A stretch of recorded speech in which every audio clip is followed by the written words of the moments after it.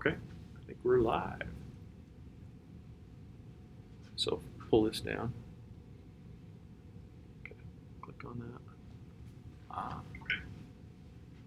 Okay, turn your volume down. Hey, we're on. We are live. All right, welcome, folks.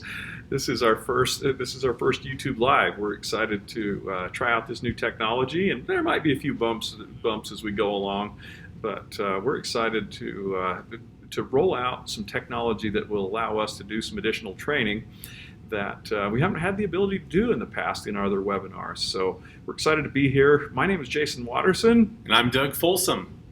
And Brett Oakeson's here in the wings.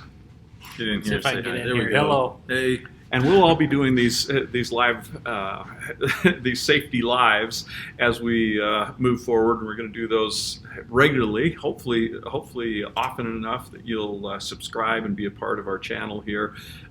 Would like to remind you to subscribe to the Trust channel and click on the little bell when you go to our channel, and that way you'll get notifications when we go live. So then you can comment and talk to us as we do these presentations. Today, our goal in this is we want to keep these short, and so we get right to the point. So that's the introduction, and today we're going to talk about doing a fire extinguisher inspection. Each month we ought to be doing those, and we'll turn the time over to Doug to handle the fire extinguisher inspections. You know, most of us are really good about making sure our fire extinguishers get inspected and certified every year and get that new tag on there. But a lot of us don't really know that on the back of that tag, there's a space for 12 signatures and dates, because we're supposed to take a look at that fire extinguisher every month and make sure that it's still in good condition. That annual certification of your fire extinguisher doesn't guarantee that that fire extinguisher is going to be working throughout the entire year.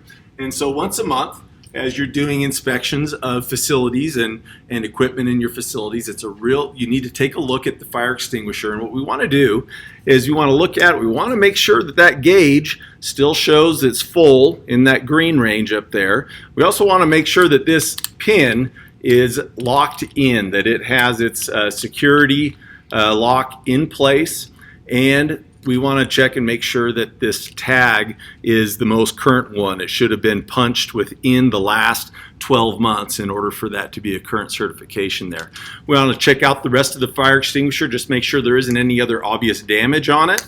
And we want to then, good idea, tip it upside down, maybe give it a couple of pats, and that will help keep that dry chemical in there from getting compacted, so that if we need it, it will come out just like we need it. Then when we're done with that, we can flip this card over, and then we can initial and date that we've done that inspection for the current month.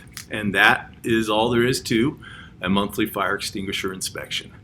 One last thing, talk about how we read the date on the fire extinguisher tag. So reading the date on the fire extinguisher tag, it will be punched when the inspection was done.